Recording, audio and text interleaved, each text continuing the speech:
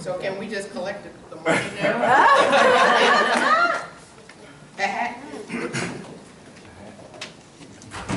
They said that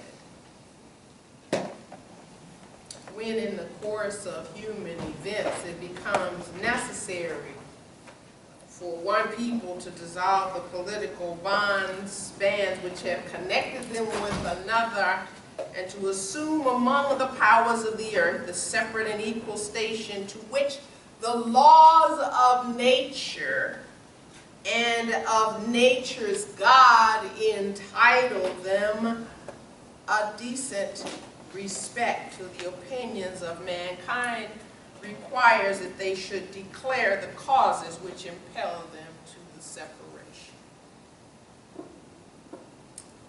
For those of you who do not recognize that, that is the beginning of the Declaration of Independence, which starts off talking about the laws of nature, which starts off talking about the nature of God, which begins in a very clear understanding that God was not being represented by King George, and they began to enumerate the many ways in which he had fell off course from being in alignment with his divine nature.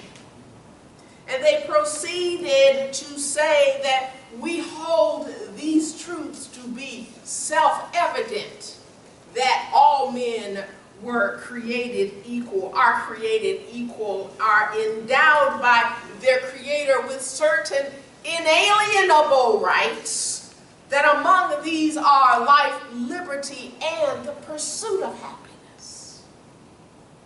Now, inalienable, for those of you who've not taken a moment to look it up, means that unable to be taken away from or given away by the possessor.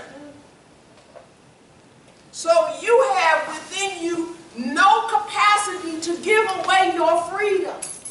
You have within you no capacity to give away your life. Even if you thought about suicide, you still can't give away your life because it's eternal. You can't even give away your pursuit of happiness because it is so built into your body, it is so built into your psyche, it is so built into all of the subtle bodies of your life that you don't even know where you separate from your pursuit of happiness. Oh, you may have had those moments where you thought you were separate from your pursuit of happiness, but just the recognition that you might have been separate meant that it was already there. The same thing is true for your freedom. Anytime you might have imposed any kind of bondage upon yourself, even then, an aspect of you allowed yourself to be bound, and I'm not talking about what you do behind closed doors, but allowed yourself to be bound, so that you would have the joy of being released, so that you would have the excitement of coming back into knowing what a wonderful thing that freedom is, what a wonderful thing that liberty is. Even when you played those games as children, when you tied each other up, and even when you played those games as adults, when you chose to pretend as though someone was not able to be released, even when you pretended to be limited in any way in your mind, it was never true in the very essence of your being, which holds all of your freedom. It was never true that you were not free. Even if you were the ancestors of slaves or the ancestors of slave owners, it was never true that you were not free. Because if anybody who's seen Shawshank Redemption knows, not even prison can take away your freedom, because it's not anything external to you. It has to do everything with what is the truth of your spirit. It has everything to do with that vital energy, your prana, that absolutely cannot be contained. Now, there are many ways that Ernest Holmes was alluding to in his talk at the Wiltern about how we have become caught up in some of these thoughts of limitation and experiences of limitation, even to the point that we were coming into a greater understanding of what our freedom is. And so as we come more deeply into our divine wisdom, as we do this ancient wisdom studying, as we listen to the different scriptures from the different teachings, as we do our meditation practices, it's not simply a way to punish ourselves to be still. I know sometimes the young people think, oh God, this is too hard, I can't do this. But it is so that we can cultivate a way for us to be still and know. I used to promote this video game, and the kids that were like masters at all of the video games, they were like, how do I do it? How do I do it? Because they couldn't figure it out, because there was a piece of the game that was tied around their finger that was totally locked into their energy. It required them to breathe in order to win the game. It required them to be still in order to master the highest score. And so because they haven't yet been taught in some cases what it means to be still and know, they're thinking that they've got to be moving in order to feel alive.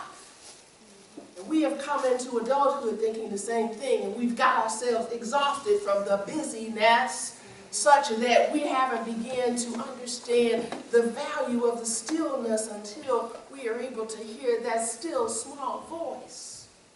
And in that whisper, come hither to your freedom, is being whispered in each and every moment. And when we decide to tune in to that divine download, when we decide to tune in to that channel, then we are absolutely united in that unity of good that Ernest Holmes was talking about in his talk at the Wiltern Theater. Yeah. Yes. And even if you don't get the call from your cell phone, but you get the call from your inner truth, you begin to start to understand what it really means when you see plane crashes that happen in San Francisco and you say, oh, they've lost their lives. They haven't really lost their lives. They've simply moved into a new dimension.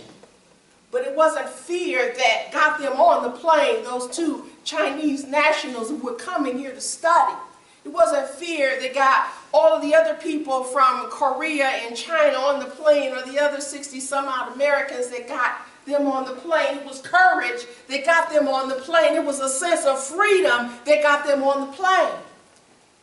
It was a sense of freedom that Trayvon Martin had, even as he was seeing what he called a creepy white dude following him. It was a sense of freedom that he felt was coming in to be challenged at that moment.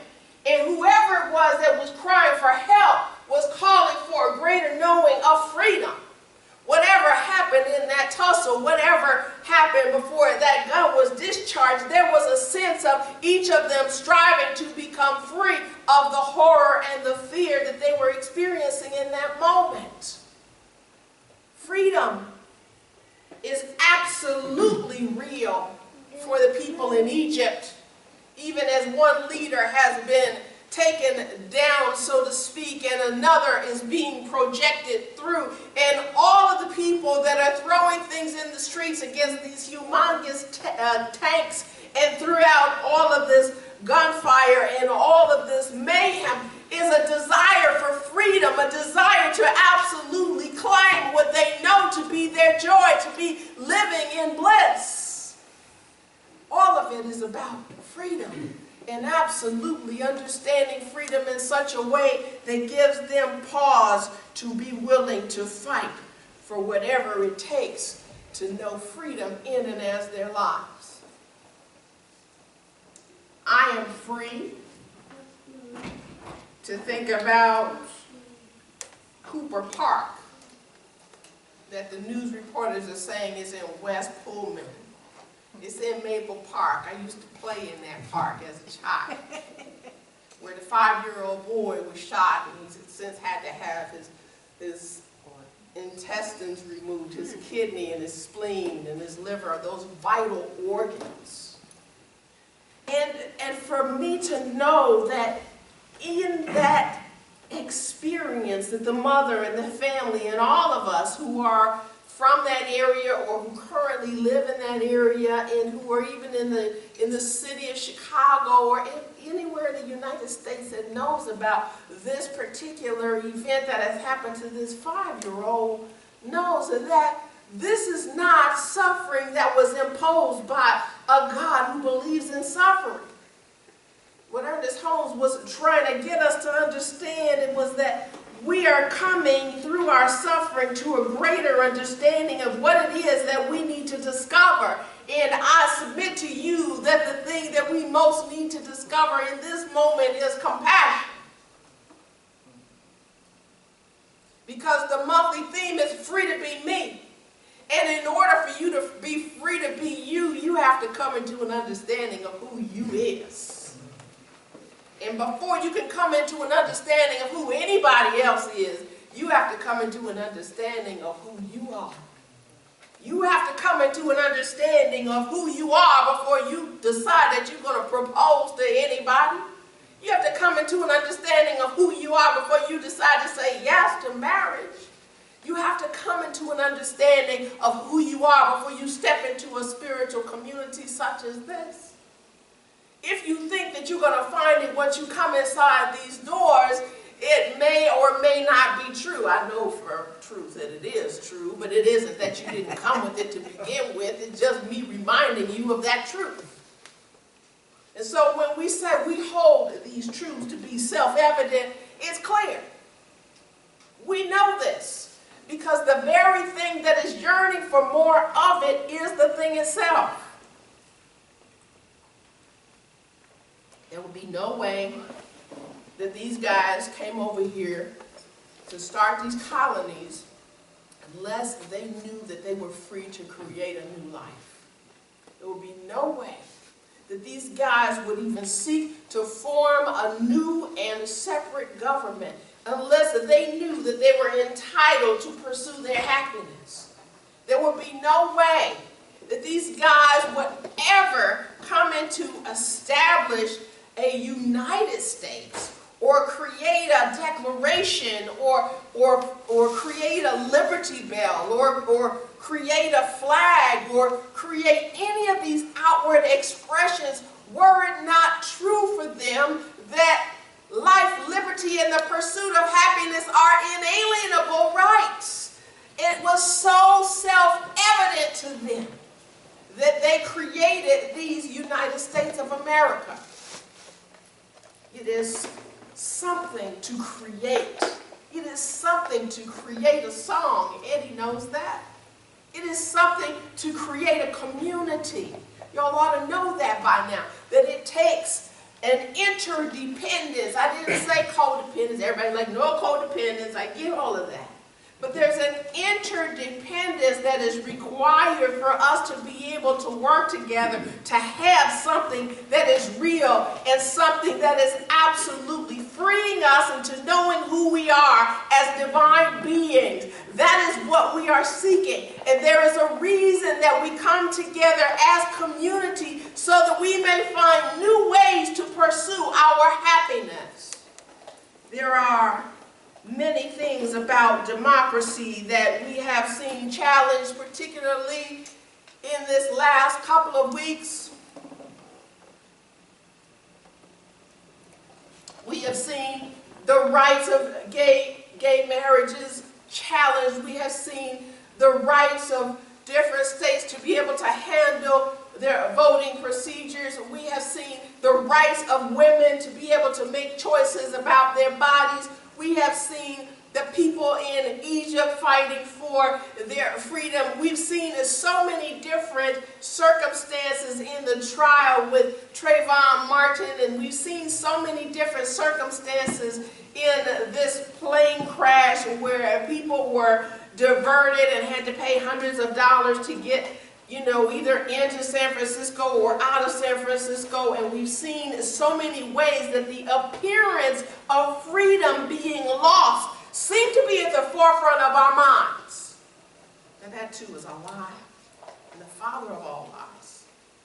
See, the thing that Ernest Holmes was talking about when he was at that Wiltern Theater, he was talking about that the human mind, and this is a partial quote, the entire search of the human mind, its whole endeavor has been to get free from evil, from bondage and the shackles of lack, want, fear, superstition, uncertainty, pain, disease, poverty, and the fear of the hereafter. We're focusing all of our attention on these things and expecting them not to be our experience. When the laws of nature, as your Declaration of Independence has already told you, see something greater for you. The world wants to know that you know something greater than bondage. The world wants to know that you can move beyond the shackles of lack. The world wants to know that you can be freed up from your want controlling you.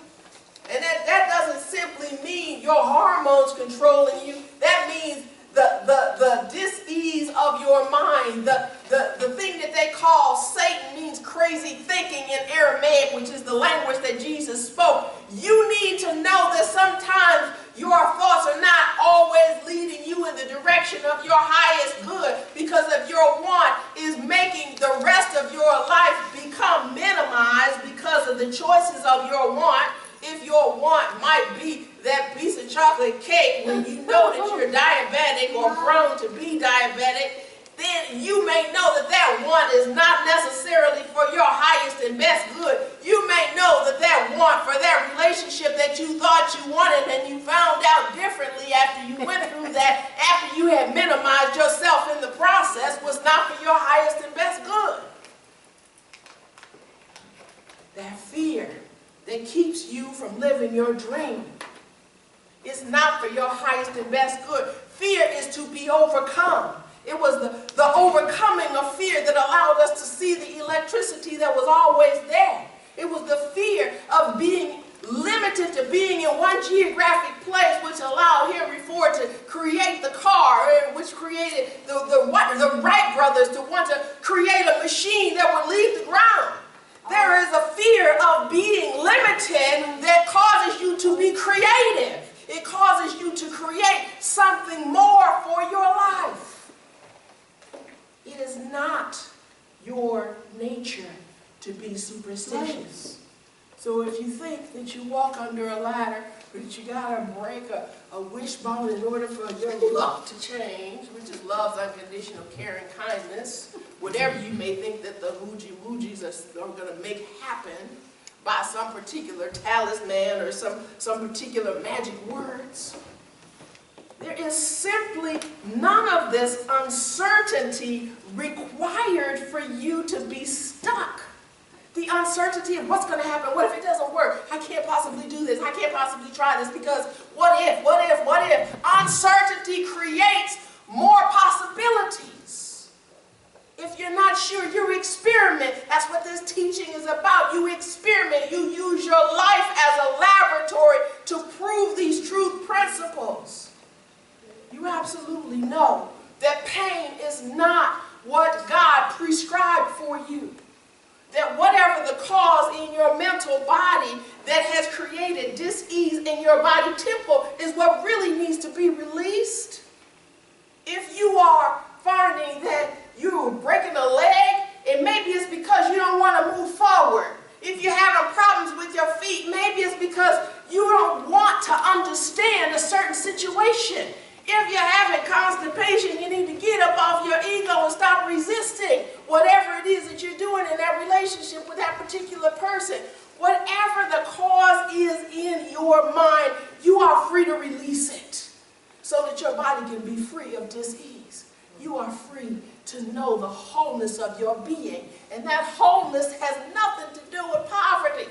Poverty is not the truth of who we are, regardless of the fact that you may be experiencing it in your checkbook or your perceptions about your banking account. You may be perceiving it as you look at the low figures of the money that we brought in May and June. You may be perceiving that this is a poverty-struck community because we're always asking for money and always saying that we don't have it. That's not the truth of who we are.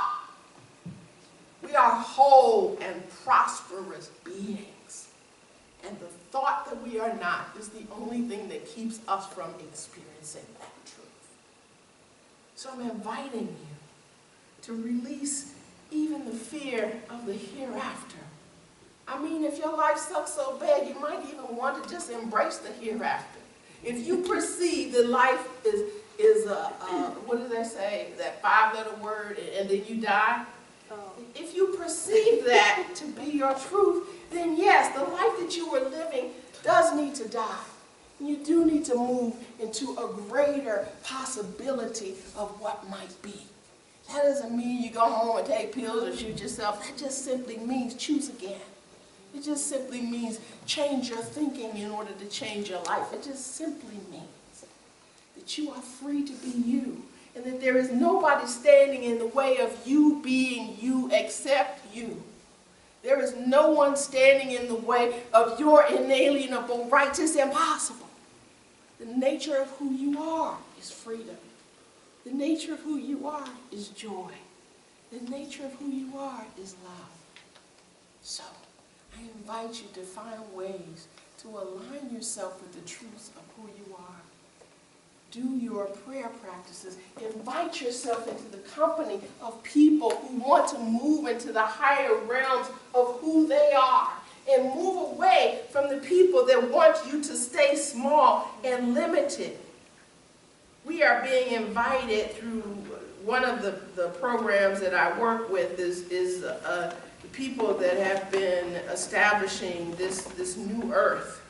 And the evolution that it's going to take for all of us is for us to really ask some questions. Like, I'm going to ask you to turn within for just a moment. Among my friends, families, and colleagues, who truly shares my deepest values and highest spiritual aspirations? Bring those people into your awareness right now. Who really shares deepest values and the spiritual life that I aspire to? Who are they? Do I have any social structures in my life which I feel free to stretch myself? In these social structures, do I feel free to expand? In the relationships that I'm in, am I moving beyond my comfort zone? Am I willing to reach into new territory without worrying about rocking the boat or scaring people off? Am I willing to think about ways of awakening and evolving? Is there someone in my life who presents me with healthy challenges? Is there someone in my life that does not make me feel afraid to rock the boat? Is there someone in my life who will stand up to me? Is there someone in my life that has pure intentions for me? Is there someone in my life that wants to see my betterment? Is there someone in my life that shares the higher ideals that I see for myself? Is there someone in your life who supports the idea of you being free to be you? I invite you to ask these questions every day. Ask these questions every night. Be present with yourself. Understand what it is that your soul is longing for, and be willing to absolutely give it all that you got so that you may truly be able to fulfill our annual theme, living and loving in bliss. Namaste. Namaste.